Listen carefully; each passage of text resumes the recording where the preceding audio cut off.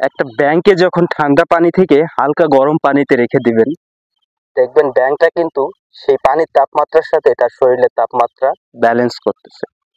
ঠিক তাপমাত্রাটা আরেকটু বাড়ানোর পরেও দেখবেন যে ব্যাংক সেটার সাথেও তাপমাত্রা ব্যালেন্স করে নিছে।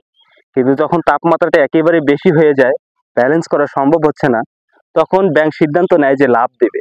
কিন্তু শেষ পর্যন্ত সে আর সেখান থেকে লাভ দিতে পারে না, কারণ এর ভেতরেই সে তার সকল শরীরের শক্তি শেষ করে ফেলছে। ঠিক এখান থেকে আমাদের জীবনেরও শিক্ষা নেওয়া উচিত আছে।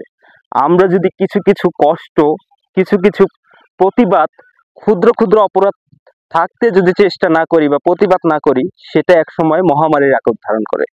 তো শেষ পর্যায়ে গিয়ে যখন আমরা প্রতিবাদ করতে যাই, তখন কিন্তু সেটাকে হটানো যায় না। তাই উচিত সময় থাকতে সময়ের কাজ করা এবং সময়েই প্রতিবাদ করা। তাহলেই ছোট ঘটনাগুলো আজকে বড় ঘটনায় রূপ নেবে না।